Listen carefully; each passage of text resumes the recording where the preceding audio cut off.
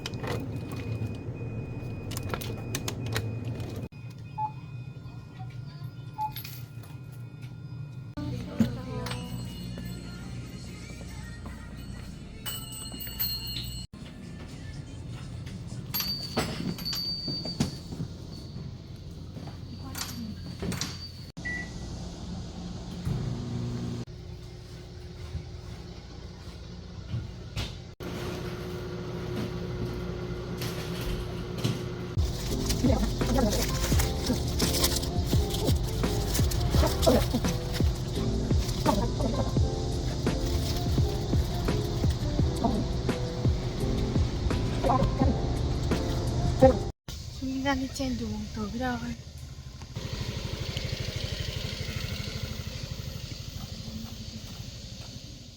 Chúng mình đến nơi rồi. Rồi chúng mình sẽ vào thi. Và nếu mà có gì có thể quay được thì mình sẽ quay.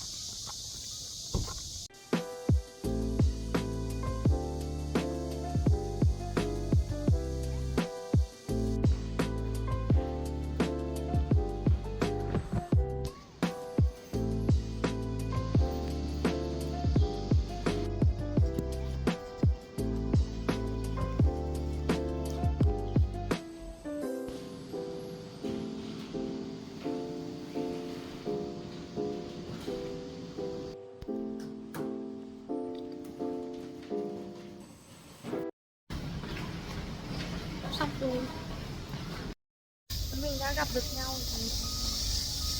Và cái chỗ là trường tiểu học, trung học. Mọi người ơi, bây giờ chúng mình đã về và nghỉ ngơi rồi, nhưng mà do thấy đói quá thế nên là chúng mình sẽ đi ra ngoài mua đồ ăn nha.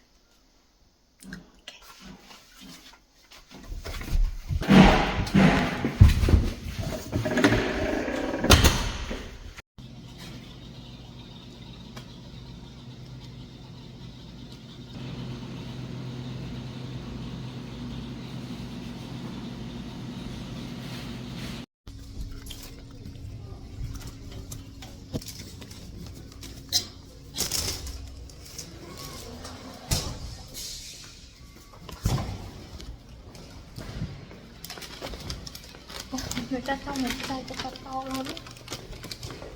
Mặc dù cái BHC nó ở ngay dưới nhà của chúng mình thôi, nhưng mà chúng mình chưa bao giờ ăn chỗ đấy cả. Hôm nay kiểu lần đầu tiên. Ở đây có trong một sốt này.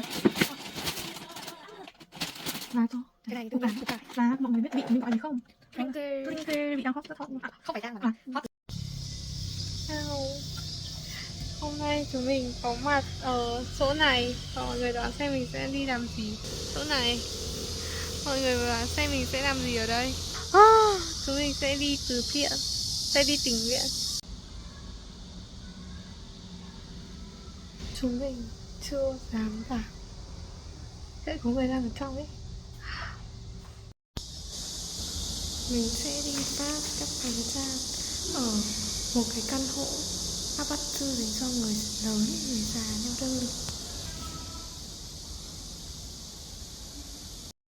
Mình đã đi chia được mấy nhà.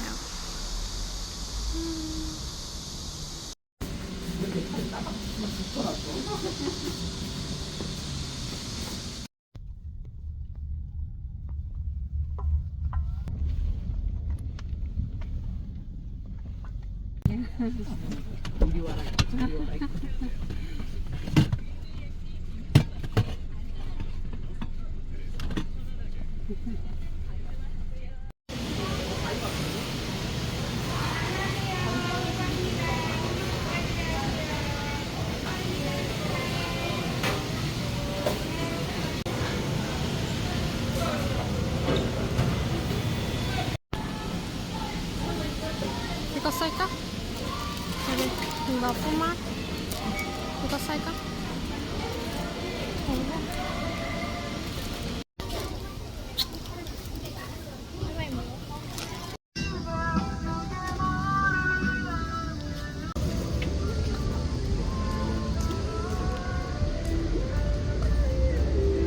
Bữa nay có nhiều đồ ở phía góc kia, ít đồ hơn.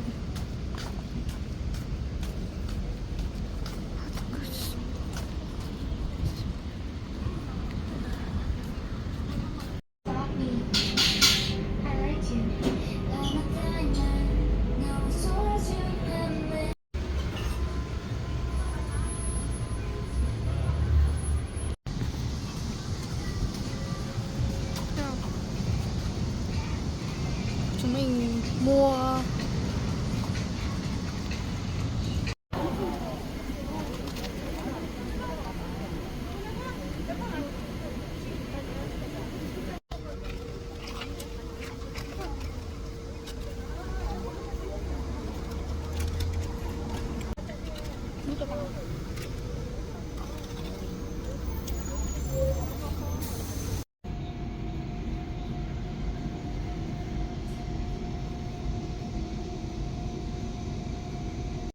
ok mọi người, mình đã đi tình nguyện về rồi. Và buổi hôm nay thì diễn ra trong vòng 2 tiếng và nó chiều đi phát đồ và cũng được nói chuyện với các ông các bà đấy. Mà lúc đầu mọi người không nhận ra mình là người nước ngoài. Khi người ta hỏi là mình đến từ đâu ấy thì mình bảo mình đến từ Việt Nam. Sao đến từ Việt Nam à, kiểu như thế. Xong trùng hợp hơn nữa là có 2 em bé kiểu cũng học cấp 2 rồi, kiểu hai mấy đến ngồi ở chỗ này để kiểu chờ chủ nhiệm đến ấy. Nghe bọn mình nói là bọn mình đến từ Việt Nam. Thế là có một em ở đấy, em bảo em đấy cũng đến từ Việt Nam. Em ấy sinh ra từ Cần Thơ, ở Cần Thơ. Nhưng mà kiểu từ 7 tuổi là cùng mẹ sang Hàn Quốc rồi ấy. Cho nên là lúc mình hỏi em ấy em biết nói tiếng Việt không, thì em ấy bảo là không, em biết nói một chút thôi, còn lại là em ấy sẽ giao tiếp tiếng Hàn. Nói chung là trải nghiệm hôm nay là khá là ok. Nó không mệt lắm đâu. Ok, bye bye.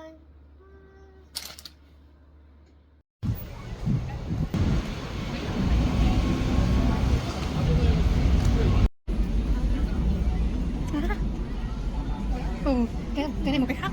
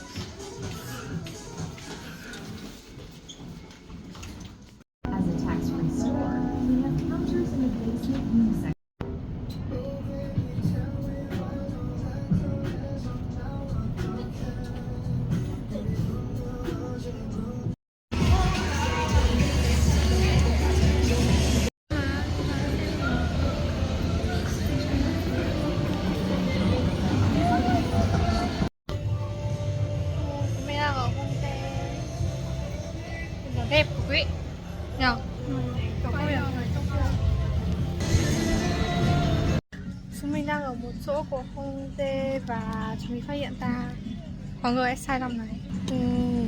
Kiểu rất là đẹp ấy, kiểu rất xinh ấy.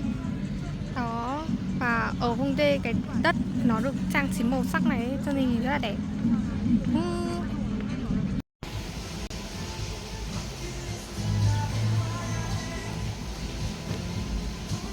Come on. Something.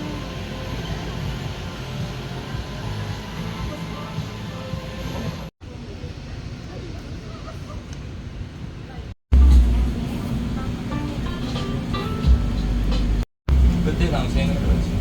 요즘에는 사고는 좋아.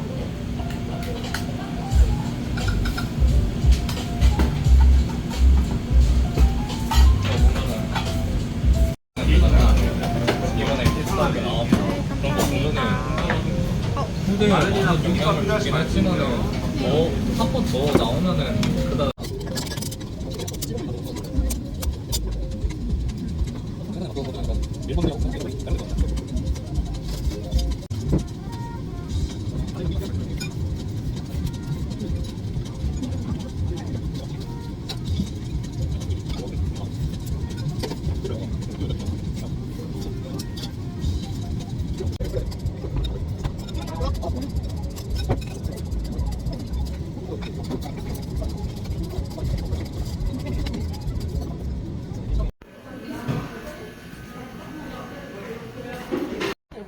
너네 매운 거 괜찮은? 네. 너무 매운 건 좀 적당히 매운? 그냥 일반 심한 맛 되게. 응.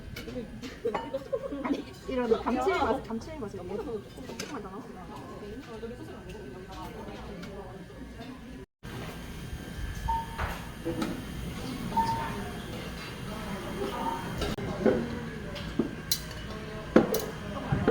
이제 이런 거 하나씩. 그거 하고 오뎅. 어묵.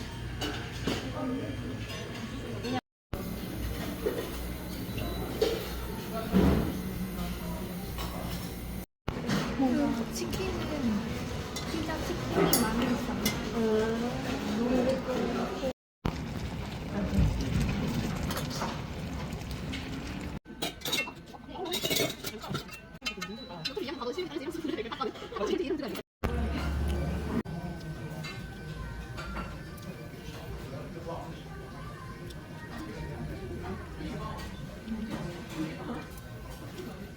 이 더운 날 공치러 갔냐? 어머 어디 갔어? 나도 오전 갔다 와가지고 모임 있어갖고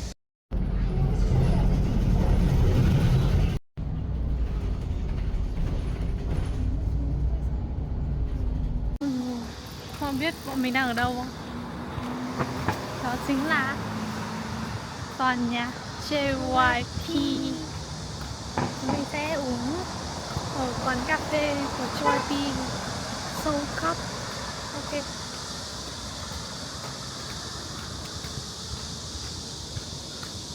Đây là tòa nhà JYP này.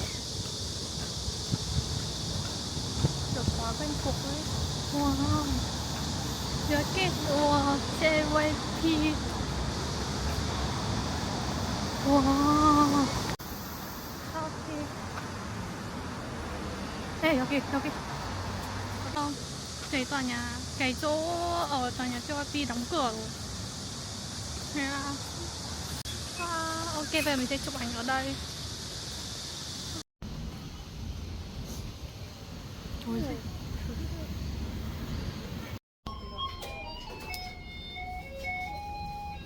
Chúng mình đang ở quán ăn đối diện tòa nhà JYP.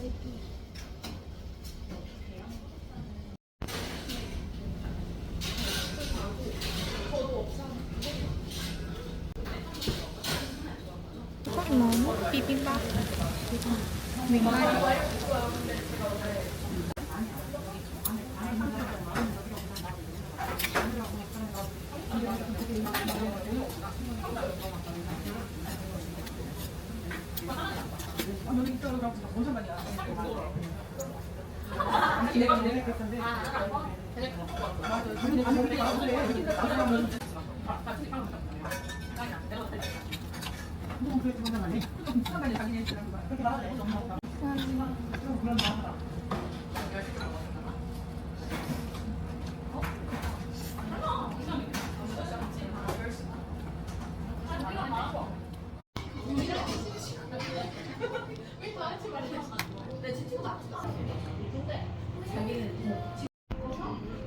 Chúng mình đã gọi sô-cô-la dầu coconut và matcha.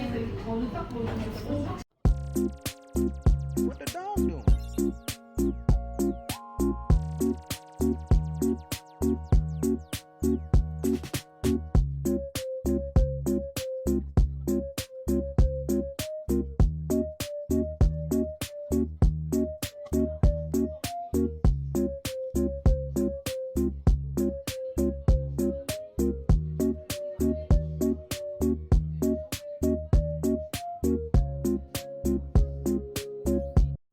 Đây cái chỗ chúng mình đang chờ đèn đỏ này.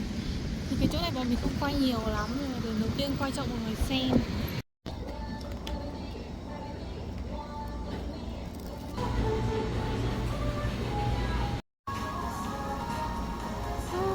Ta rồi nhỉ. Kiểu kem người ta bảo là người ta làm nó bị không hình tròn ấy, nên là cho mình thêm một kem nữa.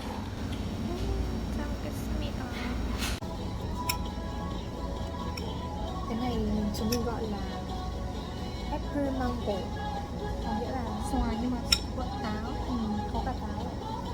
Mình thấy ở đây có phải có cả trong dây nữa.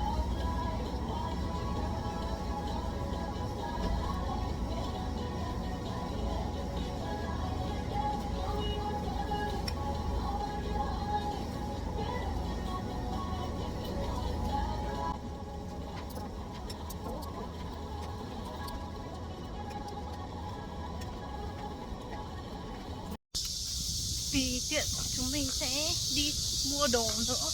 Cái chỗ chúng mình hay ra mua đồ đi của chúng mình đến xanh thôi. Đây, cái chỗ này chúng mình sẽ vào đây nhá. Wow, hôm nay mình có duyên trai gì.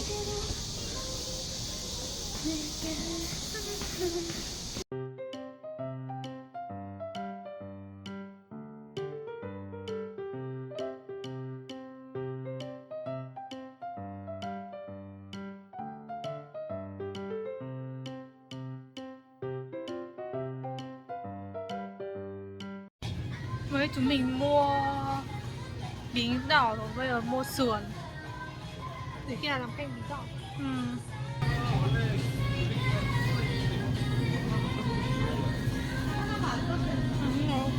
Không có.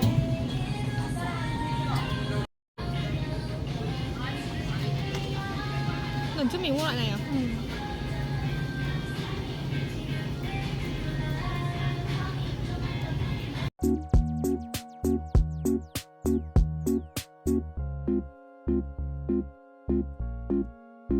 What the dog doing?